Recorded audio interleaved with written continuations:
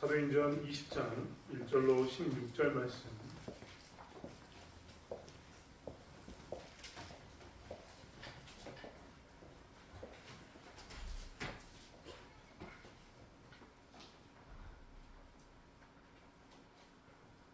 (20절) 1절부터 16절 말씀 드렸으면 제가 읽고 여러분이 읽고 한 절씩 교독하도록 하겠습니다. 소요가 그침에 바울은 제자들을 불러 권한 후에 작별하고 떠나 마게도냐로 가니라.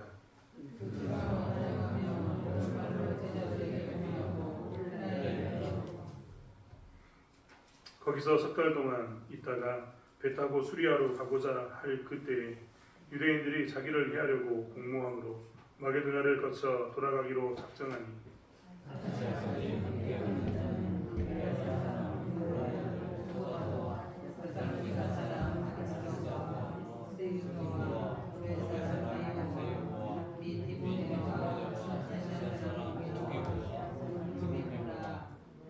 그들은 먼저 가서 드로아에서 우리를 기다리더라.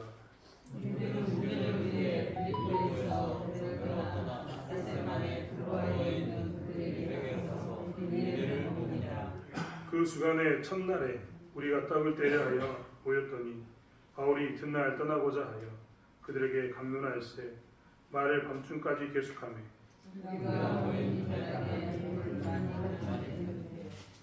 유두고라 하는 청년이 창에 걸터 앉아 있다가 깊이 졸더니 바울이 강론하기를 더 오래 하며 졸음이 이기지 못하여 삼층에서 떨어지거늘 일으켜 보니 죽었는지라. 바울이 내려가서 그 위에 엎드려 무릎을 안고 말하되 그러지 말라 생명이 그에게 있다 하고 올라가 떡을 떼어 먹고 오랫동안 곧 날이 새기까지 이야기하고 떠나니라. 사람들이 살아난 청년을 데리고 와서 적장에 묘를 하더라. 우리는 앞서 배를 타고 아소에서 바울을 태우려고 그리로 가니 이는 바울이 걸어서 가고자 하여 그렇게 정하여 준 것이라. 바울이 아소에서 우리를 만나니 우리가 배에 태우고 마게도냐로 거기서 떠나 이튿날 기오 앞에 오고 그 이튿날 사모에 들리고 또 그 다음날 밀레도에 이르니라. 바울이 아시아에서 지체하지 않기 위하여 에베소를 지나 배 타고 가기로 작정하였으니 이는 될 수 있는 대로 오순절 안에 예루살렘에 이르려고 그 길이 가느더라. 아멘. 한 주간 편안하셨습니까? 사람 한번 인사해 볼까요? 한 주간 편안하셨습니까? 자, 이제 예배에 집중하기 위해서 또 저려보고 좀 앉으셨으면 좋겠습니다. 이번 주간에는 굉장히 우리에게 많은 일들이 있는 주간이었습니다. 특별히 4월 4일이라는 4월 4일 11시에 우리에게는 우리 국가에게는 굉장히 큰 또 역사의 전환점을 맞이하는 그런 판결이 있었습니다. 지금도 그 판결 이후에 여러 가지 잡음이 들리기도 합니다만 이제 대한민국이라는 나라는 그 판결로 인해서 좀 더 안정적인 자리에서 새로운 길을 찾아갈 줄 믿습니다. 6월 달이 되면 대통령 선거를 또 하게 됩니다. 아마 여기 계신 분들 중에 이제 군대 갔다 오신 분들 중에는 짧은 기간에 선거를 벌써 2번 하신 분들이 계실 텐데 어떻게 하다 보니 이렇게 6월에 또 장미 대선이라고 이야기하는 대선을 치르게 되었습니다. 이렇게 불안한 사회, 불안한 정치는 무엇을 가져오냐면 경제적인 어려움을 가져옵니다. 사람들이 빨리 끝났으면 좋겠다, 빨리 끝났으면 좋겠다 라고 수없이 이야기했던 이유는 대통령이 그냥 탄핵이 기각되든 탄핵이 인용되든 간에 빨리 끝났으면 좋겠다 라고 했던 이유는 뭐냐면 이 소위 말하는 시장에서 물건을 파는 사람들이 너무나 힘들어서 이런 말들이 나오기 시작했습니다. 하루 종일 손님을 기다리는데 손님이 시장에서 앉아 기다리는데 어떤 가게는 오후 1시, 2시가 되어야지 첫 번째 손님을 맞이하는 그런 가게들이 속출하기 시작했습니다. 목이 안 좋은 가게가 아니라 목 좋은 시장 안에 있는 가게인데도 그렇게 되니까 사람들 입장에서 뭐가 나왔다고요? 빨리 끝났으면 좋겠다. 빨리 끝나가지고 뭔가 좀 결정이 나서 나라가 방향을 좀 잡고 찾아갔으면 좋겠다라는 말이 절로 나올 수밖에 없었습니다. 정치가 이렇게 혼란스러우니까 경제도 무너지고 경제가 무너지니까 내 삶에 직접적인 타격이 와서 굉장히 힘든 것을 보지 않았습니까? 환율에 대해 관심이 없는 분도 계시겠지만 환율이 이러다가는 1,500원까지 가겠다라고 이야기를 했습니다. 제가 환율이 이렇게까지 많이 올라간 것을 본 것은 IMF 때였고 그 이후로는 보지 못했는데 이렇게 크게 우리나라 환율이 올라가서 나라를 힘들게 했습니다. 아무튼 이런 힘든 시간을 보내니까 사람들이 뭐라고 얘기해요? 빨리 뭐든지 결정해라. 빨리 판결을 내라. 이렇게 살았습니다. 이렇게 하는 것이 뭐냐면 내 삶에 도움이 되기 때문에 그렇습니다. 이렇게 정치적인 상황과 경제적인 상황만 우리 힘들게 하는 게 아니라 신앙적인 상황, 특별히 내가 신앙생활하면서 붙이는 삶 가운데서도요. 문제가 생기면 그 문제 가운데서 우리는 어쩔 줄 몰라하는 상황 가운데 있습니다. 여러분 교회 다니면서 교회 나온 목적이 뭡니까? 이런 말하면 좀 속되다고 제가 이야기할지 모르겠지만 교회 나오면서 우리는 막연하게 기대하고 있습니다. 내가 교회를 나가면 교회 나가지 않았던 삶보다 더 좋아질 거라고. 내가 교회를 나오면 교회 나오지 않고 공부했던 내 삶보다 더 좋은 삶, 더 성적이 좋은 삶을 살 거라고 우리는 대부분 다 생각합니다. 올해 농사는 내가 교회 나왔기 때문에 더 잘 지어지겠지. 올해 농사는 내가 교회 나왔기 때문에 내 자식들은 더 잘 되겠지. 이 대부분 다 우리의 밑바탕에는 다 무엇이 깔려 있냐면 교회 나가면 더 잘 되겠지라는 마음이 들어 있습니다. 그러니까 어려우면 어려울수록 우리는 누구 찾는 겁니까? 하나님을 찾고 잘 되길 바라는 마음 가운데 있는 것이 솔직한 우리의 모습입니다. 제가 이렇게 이야기하면 저에게 대해서 목사가 쩌른다고 그럴지 모르겠습니다만 그게 우리의 모습 아닙니까? 제 모습은 그렇습니다. 교회 나가고 하나님 따르면 내게 뭔가 세상을 따라가보다 더 좋은 것이 있을까라고 생각하는 모습 가운데 이 자리에 있는 겁니다. 여러분 그런데 상황을 바꿔서요. 이제 여러분이 이 교회 안에 갇혀 있는 겁니다. 나갈 수가 없어요.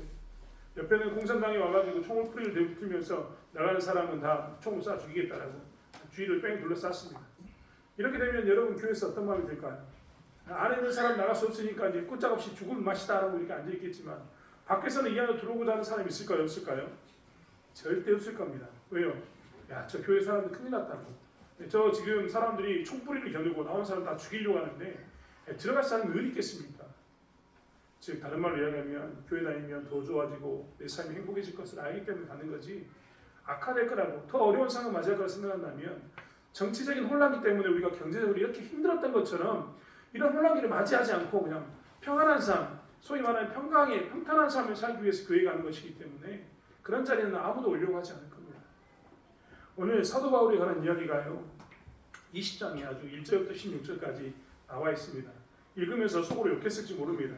무슨 놈의 지명 이야기가 이렇게 많이 나와. 도시 이름이 엄청 많이 나왔지 않습니까? 사람 이름도 많이 나왔습니다. 오늘 본문을 보면요. 본문에는 도통 그냥 도시 어디를 거쳐갔다. 그리고 어디로 가고 있었다. 그리고 언제까지 가려고 했다. 이런 말만 남아있는 것처럼 보입니다.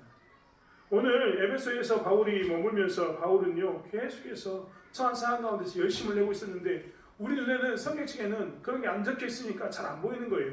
그저 우리 눈에는 도시로 바울이 여기로 옮겼다가 저기로 옮겼다가 또 저기로 갔다가 아이고 정신 사납다 이런 것만 보이는 겁니다. 하지만 오늘 본문 20장 1절부터 16절까지 안에는요. 바울이 아주 긴박한 상황, 어려운 상황이 있습니다. 좀 전에 이야기했던 것처럼 정치적 상황이 힘드니까 경제도 힘들었는데 교회 나오면서 뭔가 좀 잘 되기를 바라고 있는 어떤 그런 삶을 살고 있었는데 나는 그런 것처럼 잘 되는 삶, 좋은 삶을 꿈꾸고 있었는데 바울은 전도여행을 하면서 이번 전도여행만큼 힘든 전도여행이 없다라고 이야기할 만큼 최악의 상황을 맞이하고 있습니다. 우리가 지난 시간에 보지 않았습니까? 에베소에서 하나님의 말씀을 전하니까 주변에 사람들이 많이 바뀌었어요. 그런데 중요한 것은 뭡니까? 거기에 마술을 하는 사람, 마술을 가지고 사는 사람, 그리고 아덴의 여신을 가지고 사는 사람들 어떻겠습니까? 어떤 사람은 말씀에 순종해서 마술책을 불태우기도 했지만 어떤 사람은 들고 일어나가지고 폭동을 일으키면서 저 예수 믿는 사람을 죽이자고 이야기하는 그런 일이 있었습니다. 오늘 1절에 나왔습니다. 20장 1절에 소요가 그치네. 소요, 큰 무리의 혼란스러운 어떤 그런 요즘 말로 얘기하면 데모가 엄청나게 심하게 있었던 그게 끝나니까 라는 말이 되는 겁니다. 이런 가운데 에베소에 머물렀던 바울은요. 이런 문제만 힘든 게 아니었어요.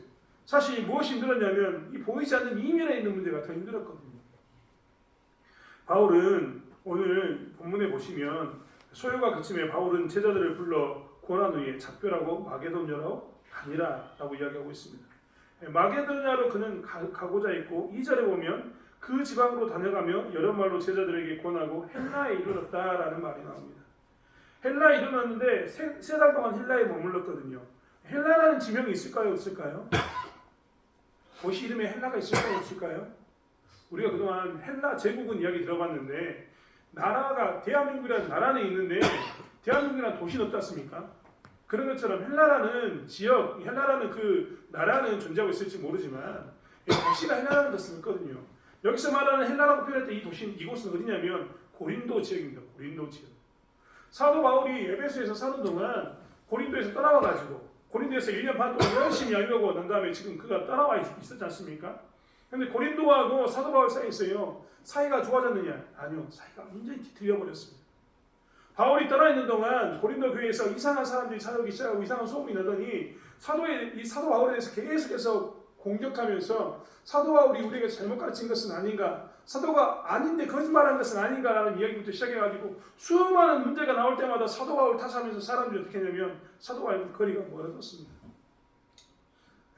이 사도 바울은 지금 고린도 교회에 그래서 어떻게 하냐면 편지를 계속 써요. 어디에서요? 이 에베소 지역에서 자기가 하는 지역마다 고린도 교회를 계속 편지를 씁니다.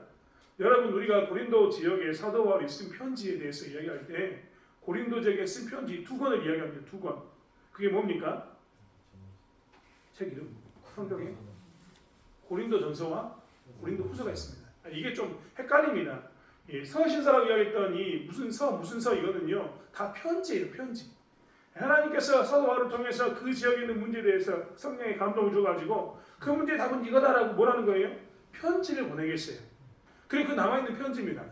고린도 지역에 이렇게 사도 바울을 통해서 하나님께서 열심히 보낸 편지가 2권 있는데 첫 번째 전서라고 이야기하는 게 자꾸 헷갈리는데 우리나라 말로는 전서 후서인데요. 영어 성경 가지고 계신 분 한번 봐보세요. 나중에 보면 고린도 1 이렇게 적었습니다. 그리고 두 번째 건요. 고린도 2 이렇게 적어졌죠. 우리처럼 전후서로 나누지 않아요. 1번, 2번 이렇게 나눕니다. 그 말은 뭐냐면 먼저 받았던 것, 그리고 그 나중에 받았던 것 이런 의미가 들어있는 겁니다. 그런데요. 사도 바울이 이 고린도 지역에 편지를 한 번만 보낸 게 아니라 최소한 학자들 이하면 최소한 4번 이상 보냈다고 얘기해요. 4번 이상. 왜 4번 이상 보냈는가? 계속 사이가 안 좋았어요. 첫 번째 편지를 보냈는데 그 문제가 있다는 이야기를 듣고 오해가 있으니까 첫 번째 편지를 보냈거든요. 그런데 편지를 가져갔던 사람 이야기를 들어보니까 고린도 사람들이 더 오해를 심하게 해버렸습니다. 더 사도 바울과 관계가 완전히 뒤틀려 버렸어요. 그래서 사도 바울이 2번째 편지를 보냅니다. 2번째 편지가 여러분이 읽고 있는 고린도 전서예요. 고린도 전서. 첫 번째 편지는 안 남았으니까 모르고 2번째 편지가 고린도 전서인 거예요. 이거 쓰고 난 다음에 좋아졌을까요? 나빠졌을까요? 또 나빠졌어요. 사도 바울이 또 편지를 씁니다. 3번째 편지를 써가지고 또 보냈어요. 관계가 또 좋아졌느냐? 아니요. 더 갈라졌습니다. 이 도저히 해결되지 않을 것처럼 보이는 고린도 교회의 문제 가운데 사도 바울이 지금 놓여 있는 거예요. 그래서 4번째 편지를 썼습니다. 그 4번째 편지가 성경에 나와 있는 뭘까요? 고린도 후서입니다. 그러니까 최소한 4권 이상의 편지를 썼다 이 말이 나오는 거예요. 대신 하나님께서 우리에게 남겨주신 것은 뭐라고요? 2권만 남겨주셨습니다. 고린도전서 후서만 남겨주신 거죠. 근데 중요한 것은 이렇게 편지를 계속 썼음에도 불구하고 그 고린도 교회하고 사이가 좋아졌냐 나빠졌냐라고 따져보면 좋아지지 않았어요. 사도 바울은요, 이 좋아지지 않는 고린도 교회하고 관계를 회복하기 위해서 안간힘을 썼는데 안간힘을 쓸 때마다 저도 뒤틀린 거예요. 그런 가운데 있으면서 에베소에서 열심히 또 하나님 말씀을 들었는데 에베소에서 밀란이 일어났습니다. 소요가 일어난 거죠. 지금 사도 바울 입장은 어떠냐면요, 나는 열심히 하나님의 일을 하겠다라고 이야기했는데 에베소에서는 뭐가 있었다고요? 열매도 있었지만 한 말씀해가지고 분노하면서 소요를 일으켜서 아데미어라고 이야기하고 바울을 잡아 죽이려고 했던 그런 일이 일어났어요. 자기가 거주하고 있는 땅에서는 사람들이 지금 폭동을 일으켜가지고 자기를 죽이려고 하고 있고, 자기가 양육했던 저 고린도 지역에 편지를 계속해서 하는데 그 땅에 사람들은 계속해서 바울을 오해해가지고 너 잘못된 건 아니냐라고 이야기하는 그런 가운데 있었습니다. 굉장히 어려운 가운데 있었던 거죠. 그리고 그것만 있었느냐? 사도 바울이 자기의 고향으로 돌아가려고 하는데요. 오늘 성경을 보시겠습니까? 3절에 보면 거기 석 달 동안 있다가 배 타고 수리아로 가고자 할 때, 거기 수리아가 어디냐면 수리아 안디옥입니다. 사도 바울이 어디 교회에서 파견받았어요? 사도 바울이 어느 교회에서 선교사로 파견받았습니까? 질문이 많아가지고 아침부터 이게 뭔 말인가 지금 다들 생각하고 계시는데 안디옥 교회에서 파송받았거든요. 수리아 지역으로 가고자 했다는 이 말은 뭐냐면 사도 바울이 자기가 파송받았던 교회로 간다 이 말입니다. 파송받은 교회로 가면 바울이 그동안 교회만 안디옥 교회만 가든가요? 아니요. 예루살렘에 가가지고 선교복음을 꼭 했습니다. 선교복음을 하고 안디옥 교회를 갔죠. 이게 바울의 패턴이었거든요. 계속해서 그런 모습을 살았습니다. 그런데 재미있는 것은 수리아로 가고자 할 그때 유대인들이 자기를 해하려고 공모함으로 라고 이야기합니다. 지금 자기는 사도 바울은 어떤 모습 가운데 있냐면 에베소에서 밀란이 일어나가지고 소요가 일어나가지고 어려운 가운데 있어서 어려움을 차고 있고 고린도 교회와는 뒤틀려가지고 깨져가지고 관계가 회복되지 않는 가운데 놓여 있었고 편지를 써도 계속해서 관계만 틀어지는 관계에 있었고 뒤에 딱 돌아가가지고 그럼 우리가 안디옥으로 갈까? 수리하러 갈까? 했더니 거기는 뭐가 있었다고요? 너 오면 어떻게 한다고요? 그냥 죽여버리겠다. 유대인들이 자기를 해하려고 공부한다는 이야기가 어디까지 들렸을까요? 지금 사도 바울이 어디 있습니까? 지금 에베소에 있거든요. 소위 말하면 지금 이 에베소라고 이야기하는 이쪽 지금 유럽에 건너와 있는데 자기 동네에서 배 타고 소문이 흘러가지고 지금 자기 귀에 들린 거예요. 뭐라고 들리는 겁니까? 너 여기 오면 죽는다. 이 이야기가 들리는 겁니다. 사도 바울은요 소위 말하면 에베소에 있기도 그렇고 고린도 가기도 그렇고 돌아서 안디옥 가기도 그러는 그런 굉장히 애매모호한 그런 상황 가운데 그가 놓여버린 겁니다. 소위 말하면 요즘 말로 얘기하면 지금 사도 바울은요 4년 초가 여기저기 상황이 사도 바울에게 하나도 유리하지 않는 아마 사도 바울이 이렇게 고린도도 이 지금 있는 이 에베소도 그리고 돌아가야 할 수리아도 다 막히면 갈 데가 어디밖에 없습니까? 사도 바울에게 갈 때는요 딱 지중해 바다가 아프리카밖에 없습니다. 사도 바울은 지금 굉장히 힘든 상황 가운데 놓여가지고 이러지도 저러지도 못하는 그런 상황이 완전히 큰 바다가 뛰는 것처럼 요동하는 막 여기저기 상황이 막 움직여가지고 이러지도 저러지도 못하는 그런 상황 가운데 놓이게 되는 그런 모습 가운데 있단 말이에요. 여러분 이럴 때 우리가 어떻게 살아야 될까요? 사실 저도 과거에 중국에서 선교사로 살았었는데요. 제가 선교사로 살면서 제일 힘들었던 것 중에 하나가 뭐냐면 이 상황이 요동칠 때가 힘들었습니다. 예, 중국에서 막 청년들하고 사이는 정말 재밌게 되는데요. 내 주변의 상황은 완전 마이너스입니다.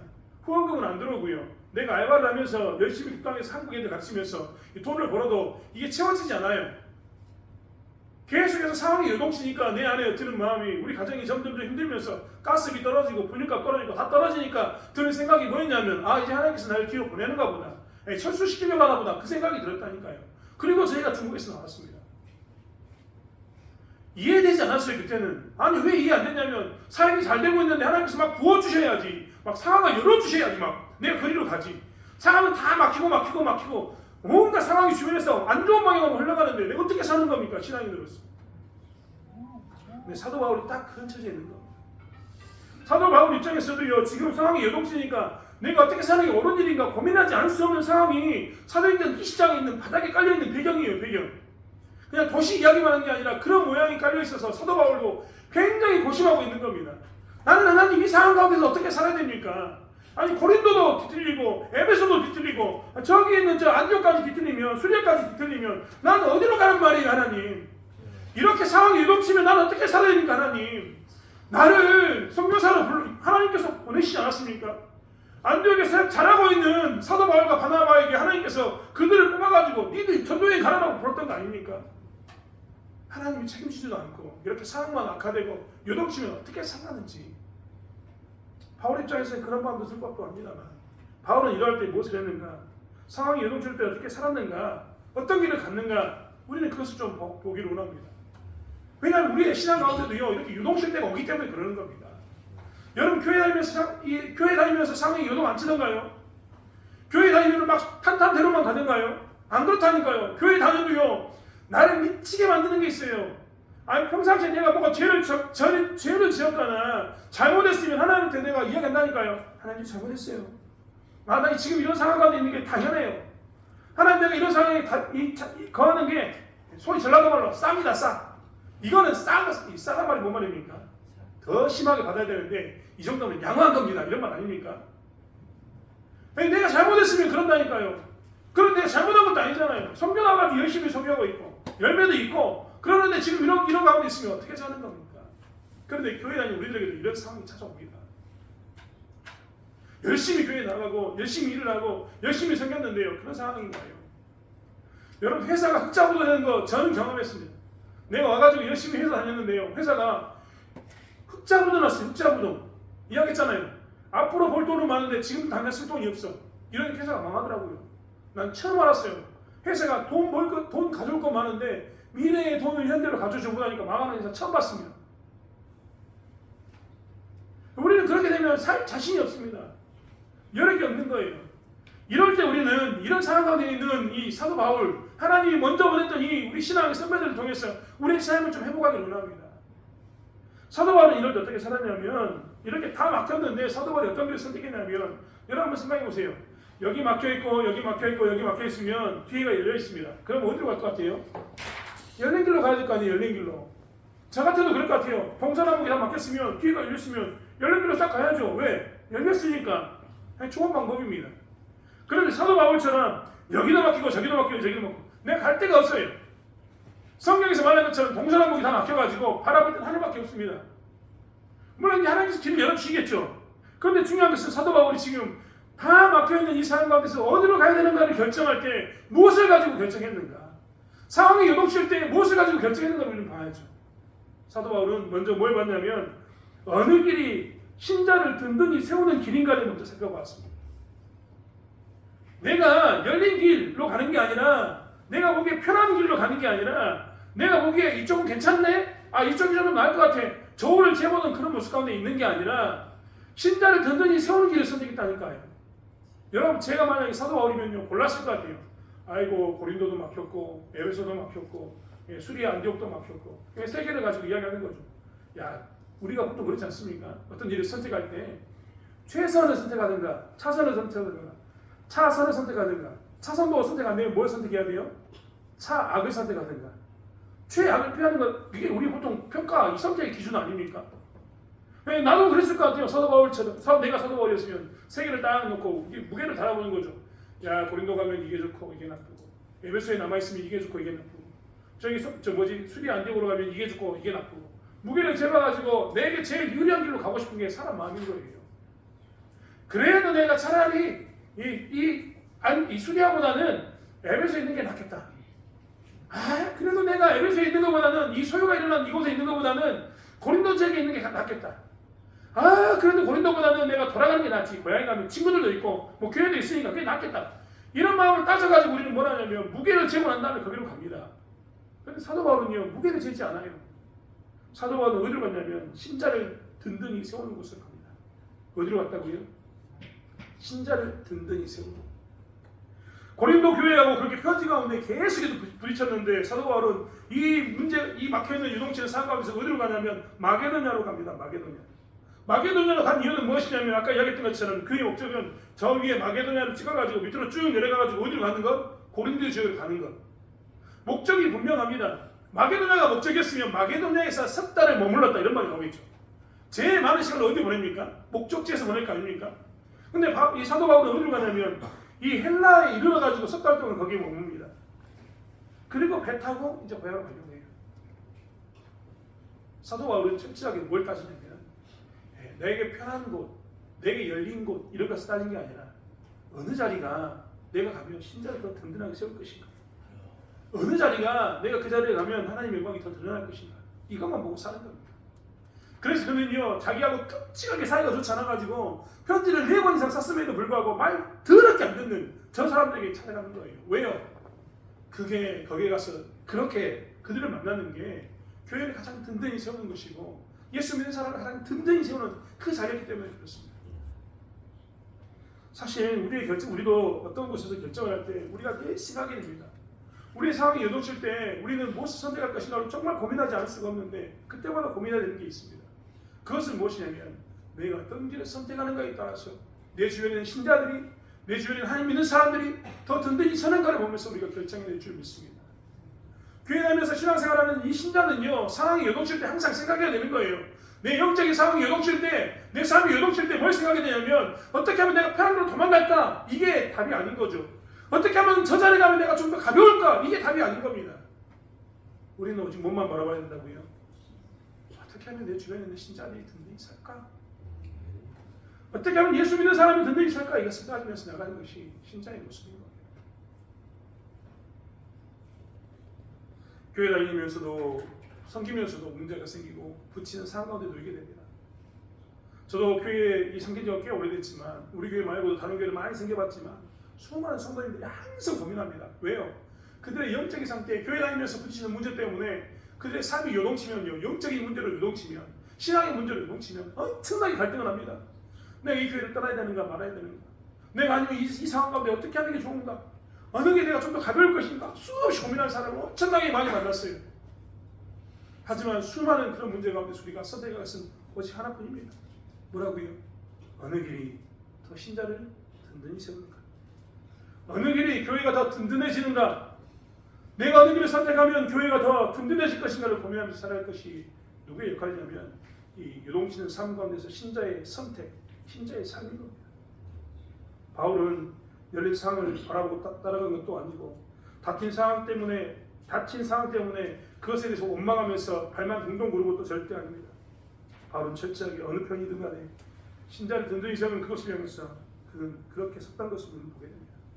사랑하는 성도 여러분, 오늘날도 우리가 정치적 상황 때문에 경제적 위기를 맞이하고 또 영적인 위기를 맞이할지 모릅니다. 어떤 것 때문에 우리가 요동치는 어떤 삶 가운데 우리가 놓여질지 모릅니다. 하지만 그때마다 우리가 놓치지 않기로 합니다. 바울이 신자의 삶을 든든히 세우기를 선택했던 것처럼 우리가 선택해야 할 것은 뭐라고요? 하나님의 교회를 든든히 세우고 주변 사람을 든든히 세우는 이 가운데 산다는 것을 놓치지 않는 저와 여러분이 되기를 원합니다. 아멘. 이것만 했습니까? 사도 바울은 두 번째로 뭐냐면 그렇게 어려운 삶 가운데서 그의 삶 가운데 또 하나의 분명한 것을 보여줍니다. 그것은 위로를 주는 자리에 있었다는 겁니다. 오늘 7절의 말씀을 보면 7절에 보면 이제 이 바울이 어디에 머물렀냐면 이 드로아에 머물렀다는 것을 알 수 있는데, 드로아에서 이제 마지막 날 말씀 7절에 보면 그 주간의 첫날에 우리가 떡을 때려 하여 모였더니 바울이 이튿날 떠나고자 하여 그들에게 강론할세라고 이야기합니다. 그곳에서 1회를 머물렀다고 6절은 이야기하고 있는데 그 마지막 날, 떠나기 직전 날 말씀을 열심히 전하고 있었습니다. 사도 바울이 강론을 했는데요, 강론을 어떻게 했냐면 9절에 보니까 더 오래 했습니다. 평상시에는 1시간짜리 강론을 했는데 설교를 하나님 말씀 전했는데 그날은 어떻게 했냐면 더 길게 한 거예요. 우리 중고등 친구들이나 성도님들도 제가 설교를 길게 하면 미칠걸요. 오늘 설교를 한 1시까지 해볼까요? 그러면 서울을 그럴 겁니다. 꼼지락거리면서 저 사람이 오늘 실성이다냐, 할 말이 많은가 보다, 수없이 이야기할 겁니다. 그런데 중요한 것은 뭐냐면 이제 바울은요 떠나기 직전이니까, 내일 가니까 이제 그가 가면 언제 올지 기약이 없으니까 뭐라는 겁니까? 말씀을 전하고 있는 거예요. 여러분 성경 7절에 보면 뭐라고 나왔습니까? 우리가 떡을 떼려 모였더니라고 표현합니다. 이스라엘 백성들이 떡을 뗐다 이 말은, 이 초대교회가 떡을 뗐다 이 말은요 그냥 음식을 나눠 먹었다 이게 아닙니다. 우리도 다음 주에 성찬식 하겠지만요, 이스라엘이 예배를 드리면서 떡을 뗐다 이 말은 뭔 말이냐면 예배 때 뭐 했다고요? 성찬식을 했다, 예찬식을 했다 이 말이 됩니다. 그들은 포도주와 빵을 가지고 예수님을 기념하면서 주님을 기념하는 그 가운데에서 예배를 드렸다 이 말이 되는 거예요. 그러니까 그냥 약식으로 예배 드린 게 아니라 뭐라고요? 정식으로 예배를 드린 거예요. 정식으로 예배를 드렸습니다. 왜 예배를 정식으로 드리냐면 이야기했던 것처럼 지금 바울 입장에서는요 이제 가면 언제 올 줄 모르거든요. 이 사람들에게 그래서 뭘 하고 싶은 겁니까? 하나라도 더 주의 말씀을 전하고 싶은 겁니다. 하나님이 뭘 원하는지 나누고 싶은 겁니다. 여러분 사도 바울이 지금 이미 경험하지 않았습니까? 고린도 교회에서 1년 반 동안 있었는데 1년 반 동안 열심히 가르쳤던 고린도 교회가 문제 가운데서 엄청나게 고민하는 문제, 그리고 심지어는 자기와 관계가 완전히 뒤틀려버린 이것들을 다 보았기 때문에 그는 할 수만 있다면 그가 가는 자리에서 최대한 주의 말씀을 전하고 하나님 뜻이 무엇인가 이 이방인들에게 전하고 싶었던 겁니다. 그래서 떠나기 이튿날에는요, 떠나기 직전에는 뭘 했냐면 계속해서 밤늦게까지 강론했던 거예요. 이때 사고가 터졌습니다. 유두고라는 청년이 창에 거기 담겨 있었는데 그가 뭐라고 나왔습니까? 성경에 9절에 보면 깊이 졸았어요. 깊이 졸았습니다. 심지어는 바울이 강론하기를 더 오래 하니까 졸음을 이기지 못했습니다. 유도가라는 청년이요, 이 3층 아마 참틀에 앉아 있었나 봐요. 사람이 많으니까 참틀에 앉아 있었겠죠. 참틀에 앉아 있었는데 이곳에 지금 상황이 어떤 상황이냐면 딱 우리 같은 상황인 거예요. 여러분 봄이 되지 않습니까? 봄이 이제 오후 예배 때는 더 그러겠지만 봄이 되면 나타나는 증상이 있지 않습니까? 봄이 되면 충곤증이 밥 먹고 나면 배가 다다니까 잠이 막. 오후 예배 되면요 저도 압니다. 여러분이 의도적으로 그런 게 아니라 무의식적으로 의도하지 않았지만 고개가 자꾸만 이렇게 되는 거 이해합니다. 근데 그것만 있습니까? 밥 먹고 나면 못 온다고요? 10분 정도 와요. 봄 되면요 그래서 예배 시간에 조는 사람 엄청 많습니다. 여기 이제 대표적으로 여기 있지 않습니까? 우리 잘 조는 사람들 중고등부. 이 친구들은 봄 되면 결정이 할 수가 없죠. 저희들은 좀 이제 관록이 있으니까 경험이 있으니까 좀 쉬거나 예외 중간에 딱 밥 먹고 와서 쉬거나 좀 누워있거나 이러는데 이 친구들은 그런 게 없어요. 왜요? 좋거든요. 봄이 왔어. 오래 만났으니 얼마나 좋아요. 야 뛰어다니거든요. 교회를. 그리고 나면 오후 예배 때 잠이 들어옵니다. 유도부가 사실 졸렸던 이유는 뭐냐면 딱 우리 같은 상황이었던 거예요. 한참 그들이 떡을 떼고 이제 예찬을 하고 난 다음에 배를 불러가지고 말씀을 듣고 있는데 거기에다가 뭘 켰다고요? 성경에 보니까 윗다락에 등불을 많이 켰어요. 등불을 많이 켰어. 등불을 많이 켰단 말은 히터 켠 거하고 똑같은 거예요. 그 당시에는 전기가 없으니까 이 등불을 켜야 되잖아요.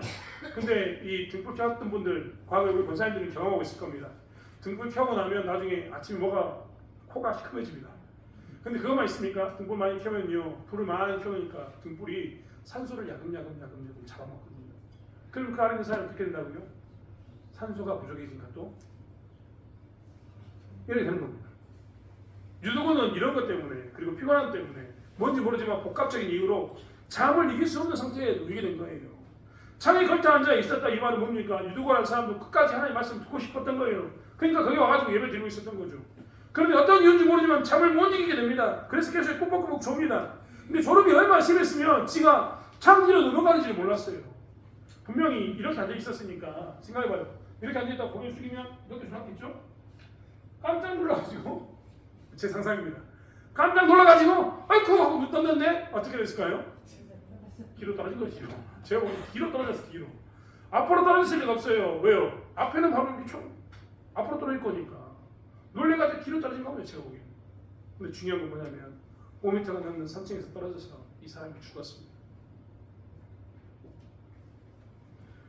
사람들이 이렇게 보니 이미 죽어 있는 겁니다. 원문에는요. 죽어 있었기 때문에 옮겨놓았다. 이렇게 표현이 나옵니다. 죽어 있습니다. 바울은 내려가서 그 몸을 안고 그에게 기도하면서 생명이 그에게 있다라고 이야기하면서 그를 살립니다. 그리고 나중에 11절에 가서 떡을 떼어 먹고 오랫동안 날이 새기까지 이야기하고 떠납니다. 이런 모든 일을 통해서 이 지금 들어와 있는 사람들은 위로를 받습니다. 바울은요 마지막까지 뭘 선택하냐면 어떻게 하면 내가 이 지역에 있는 사람들에게 말씀으로 위로를 할까? 말씀을 주어서 그들에게 경고하게 할까? 그리고 주변에 있는 문제들에 대해서 또 기도하면서 뭘 했습니까? 위로를 줄까 생각하고 살았던 겁니다. 유두고라는 청년을 통해서 보여주는 것은 유두고가 떨어졌는데 3층 높이에서 떨어졌다가 살아났다. 이것을 뛰어넘는 그 안에 뭐가 있었다고요? 주의 말씀을 통한 위로가 있었고 삶으로 기적으로 나타나는 위로가 있었다는 것을 이야기해주고 있습니다.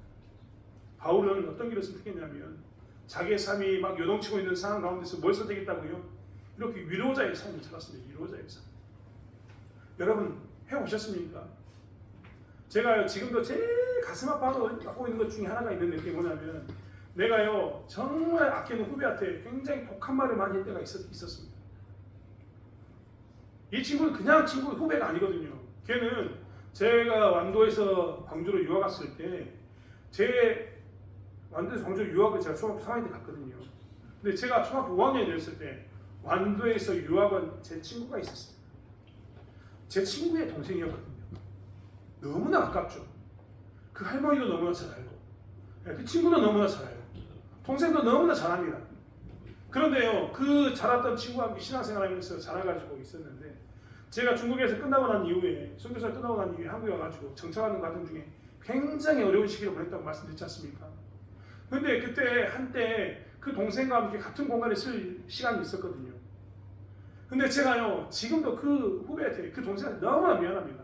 지난번에도 제가 한번 만났을 때 미안하다고 사과했는데 그때 제가 너무나 여유가 없으니까 이 친구가 하는 모든 것이 꼴보기 싫은 거예요.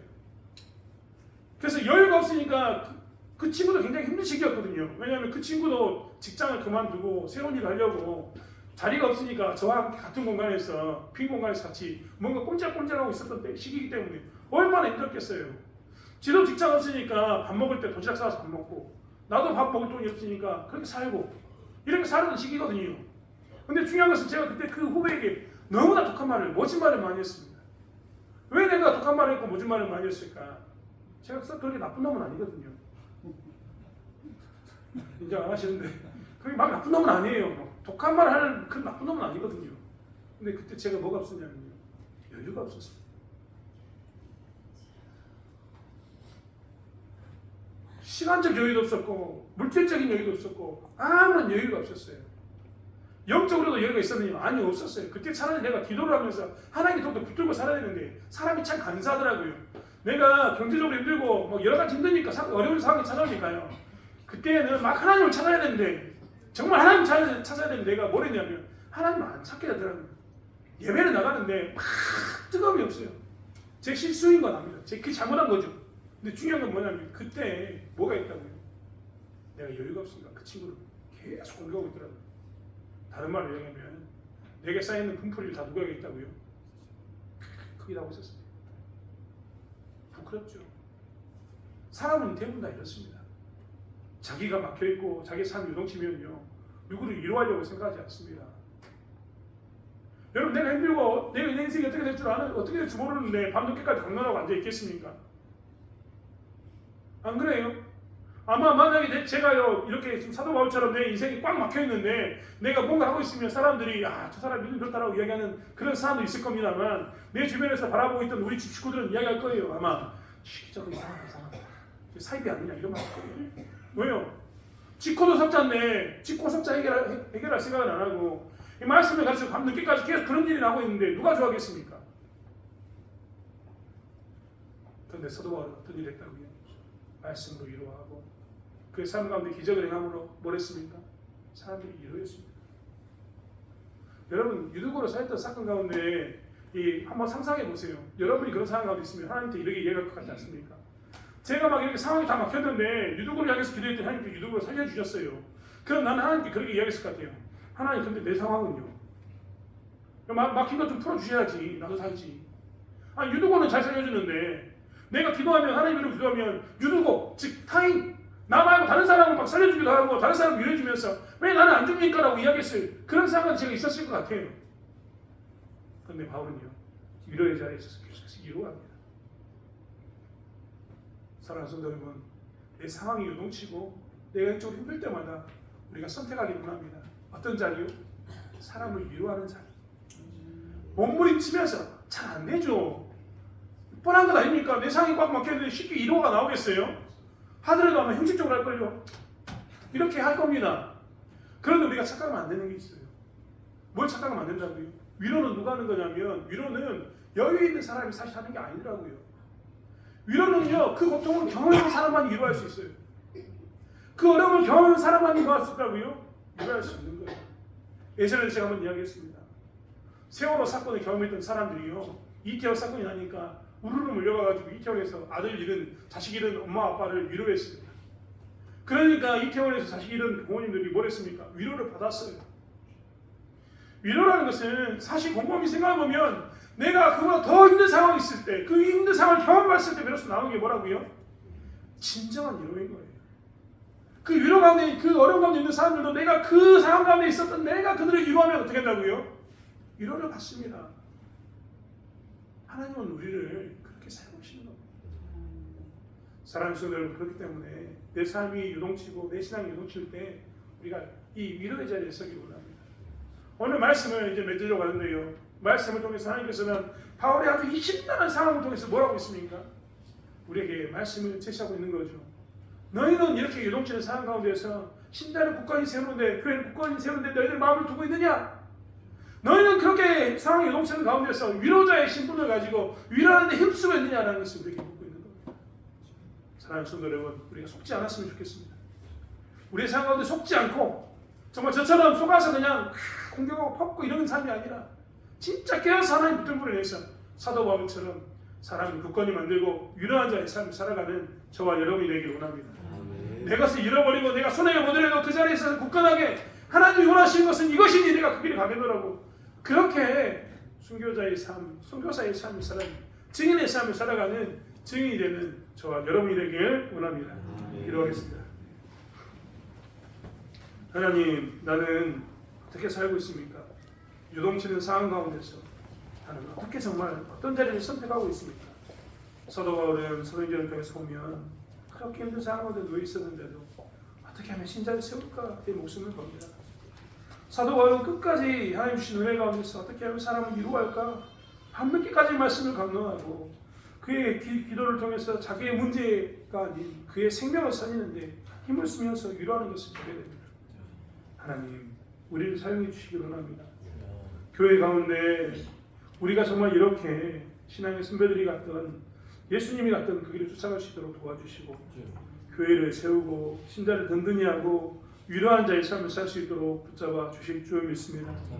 누군가를 공격하고 깎는 것이 아니라 세우고 높이는 자리, 그래서 하나님의 영광을 드러내는 자리에 설 수 있도록 우리를 쓰시기로 원하오며 감사드리며 예수님의 이름으로 기도드렸습니다. 아멘.